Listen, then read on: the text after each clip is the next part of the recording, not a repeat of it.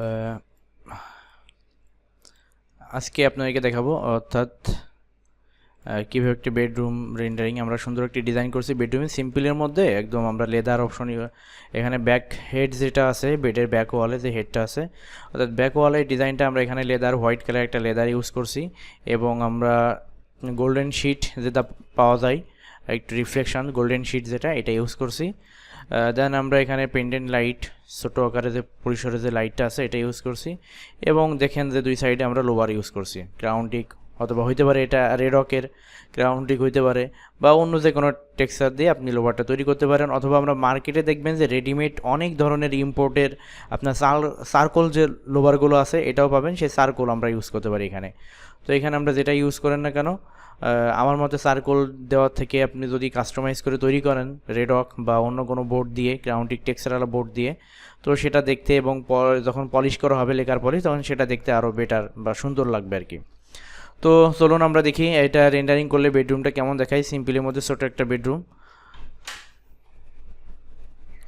তোমরা একটা bedroom design করছি চলেন আমরা এখন এটা রেন্ডার দিয়ে দেখি। আমরা একটা রেন্ডারে যাই সেটিং অপশনে গেলাম আমরা এখানে কী কী লাইট ইউজ করছি দেখেন আমরা ডোম লাইটটা সেটিংয়ে ডোম লাইট না হলেও সমস্যা নেই ডোম লাইটটা প্রয়োজন হয় সাধারণত এটা এক্সটেরিয়ারের ক্ষেত্রে খুব গুরুত্বপূর্ণ।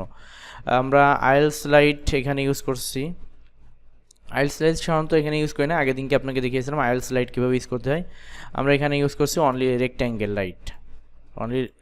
লাইটটা ইউজ করছি এখানে দেখেন এই যে আমরা ডিশ রেক্ট্যাঙ্গেল লাইটটা রেক্ট্যাঙ্গেল শেপ দেখেন এটা এখন কি হলো অর্থাৎ এটা রেক্ট্যাঙ্গেল শেপ ইউজ করলো আমরা এখানে রেক্ট্যাঙ্গেলটাকে আমরা সার্কেল টাইপ অর্থাৎ ডিশ আকারে করতে চাচ্ছি সেই জন্য আমরা এটা কী করে দিলাম সানলাইট 0 রাখতে পারেন ঠিক আছে। আমরা এখানে অনলি রেক্ট্যাঙ্গেল লাইট ইউজ করছি এখানে অনলি রেক্ট্যাঙ্গেল লাইট।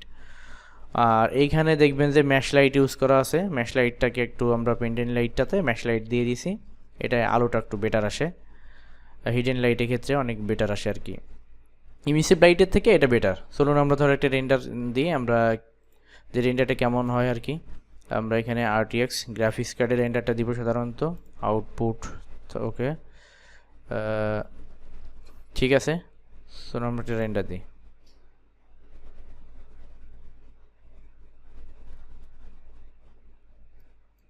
আমাদের বেডরুমটা এখানেও দেখেন আমরা একটা ব্রাইট কালারের সঙ্গে একটা ডিপ আমরা একটা ন্যাচারাল একটা কালার আনছি যেটা আছে উডেন টেক্সচারের দেন সঙ্গে আমরা দেখেন এখানে একটা ব্লু শেড অর্থাৎ স্কাই টাইপের অর্থাৎ লাইট ব্লু কালারের সঙ্গে আমরা কি করছি একটু হোয়াইট শেডের ওয়ালটা রাখছি এবং সিলিংটা দেখবেন একটা ডিজাইন করা আছে এখানে একটা হোয়াইট কালারের সিলিংয়ের সাথে আমরা একদিকে একটু বিট ইউজ করছি অর্থাৎ গ্রাউন্ডটিকে একটা টেক্সচার দিয়ে মুখটার বিট তৈরি করেছি এবং দেন এখানে দেখেন আমরা ব্ল্যাক কালার একটা বর্ডার ব্ল্যাক কালার করে দিয়ে আমরা ভিতরে আমরা ডাবল যে লাইটগুলো আছে কনসোল লাইটগুলো ডাবল লাইটগুলো ইউজ করছি এটা দেখতে খুবই সুন্দর লাগে এবং আমরা ফ্লোরে ইউজ করছি উডেন ফ্লোর ইউজ করছি আমরা এখানে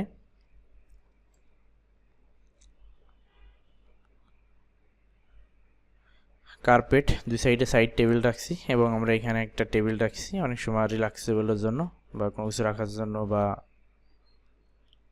ঠিক আছে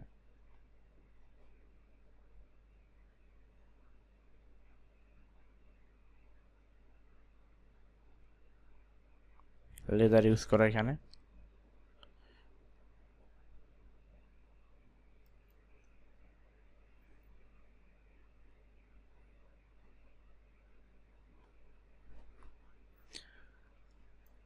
তো বেডরুমটা অনেকভাবেই সাজানো যায় কোনো একটা বেডরুম দেখা যায় শুধু অনলি বেডরুম থাকে তো অপোজিট সাইডে একটা ক্যাবিনেট রাখলাম ছোটো একটা ওয়াল ডেকোর আমরা সিএনসি কাটিং একটা ওয়াল ডেকোর ইউজ করছি এখানে ব্ল্যাক কালার দিছি যাতে হোয়াইট কালার থেকে এটা মানে একটু বেশি ফুটে ওঠে অর্থাৎ আই ভিউতে বেশি লাগে আর কি এই কারণে এটা হচ্ছে আমরা ব্ল্যাক কালার ইউজ করছি। এই পাশে স্লাইডিং ডোর উইন্ডো বারান্দা আছে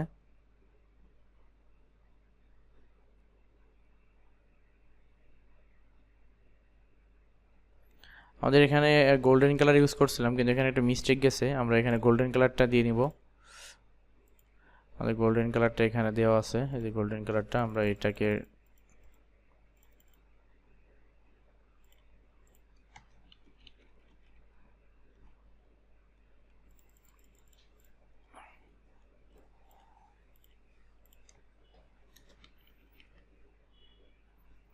গোল্ডেন কালারটা আমরা এখানেই করে নিলাম অনেক ক্ষেত্রে হয় কি কালারটা আপনার রেন্ডারিংয়ে দেওয়ার পরে এটা বেশি চোখে এসে পড়ে আর কি রেন্ডারিংয়ে না যাওয়া পর্যন্ত আপনি বুঝতে পারবেন না আসলে কোথায় আপনার কালারটা ডিফল্ট আছে। দেখেন এখানে আমার হ্যান্ডেলটা একটু আছে, ডয়ার হ্যান্ডেলটাই যেটাই, এটার কালারটা একটু মিস্টেক আছে।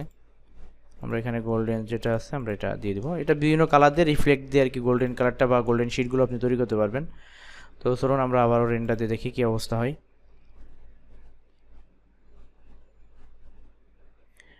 এখন মনে হয় মোটামুটি ঠিক আছে অনেকটা।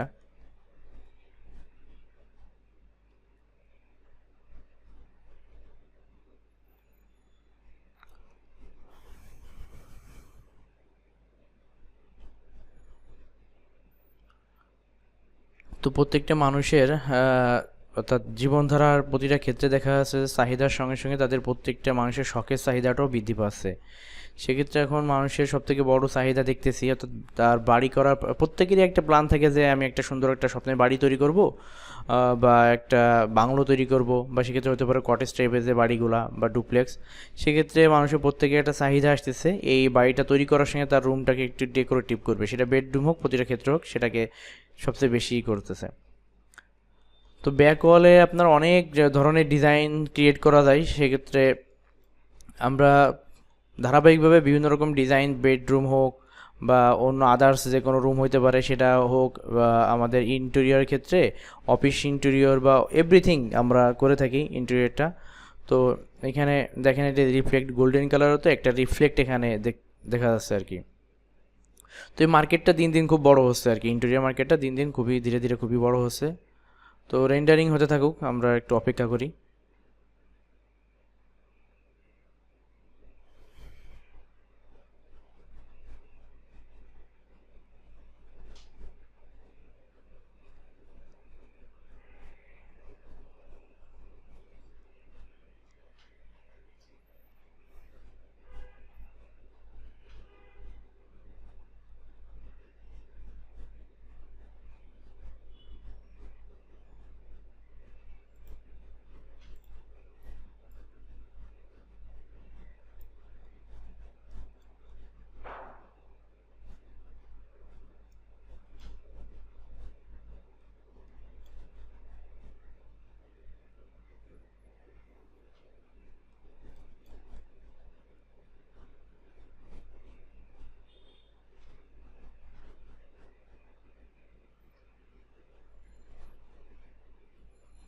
দেখেন আমরা এই সাইডটাতে অর্থাৎ ওয়ালের সাইডটা আমরা হিডেন লাইট দেখিয়ে দিয়েছি যাতে দেখতে সুন্দর লাগে আর কি, অর্থাৎ প্রত্যেকটা সাইডে হিডেন লাইট দেখিয়ে দিয়েছি।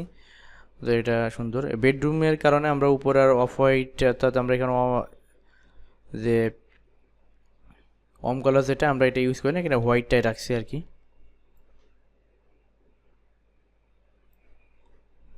পেন্ডেন্ট লাইটটা সুন্দর লাগতেছে।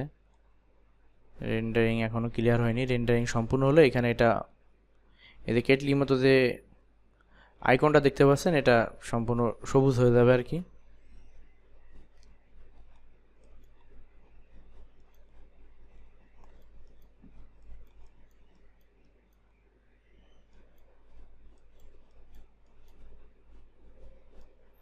সুন্দর রিয়েলিস্টিক একটা রেন্ডার হয়েছে এখানে। সেভ করার পরে এটা আরও বেশি রিয়েলিস্টিক দেখা যাবে আর কি। ঠিক আছে, তো ধন্যবাদ এই পর্যন্ত আপনাদের সুন্দর একটা